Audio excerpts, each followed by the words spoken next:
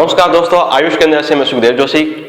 जमाई आना या उबासी आना, इस तरीके की प्रॉब्लम कई बार बॉडी के अंदर हो जाती है कि बार बार व्यक्ति को उबासी आती ही रहती है, एक आलसा चढ़ता रहता है बॉडी के ऊपर। तो वैसी स्थिति के अंदर एक मैजिकल पॉइंट है, वो लगा के आप उसको आराम दे सकते हैं, उस प्रॉब्लम को आप सॉल्व कर सकते हैं।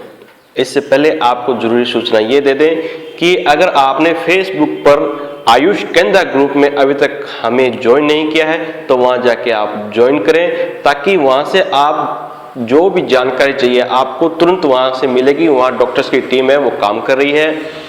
अब अगर बार बार अगर जमाई आ रही है, उबासियां आ रही है, तो ऐसी स्थिति के अंदर आपको ये करना है, आपको लेना है ऑरेंज कलर और इस उंगली के इस पोर्शन पर, यहाँ जो ये पोर्शन बनता है, इस जगह हमें ऑरेंज कलर करना है।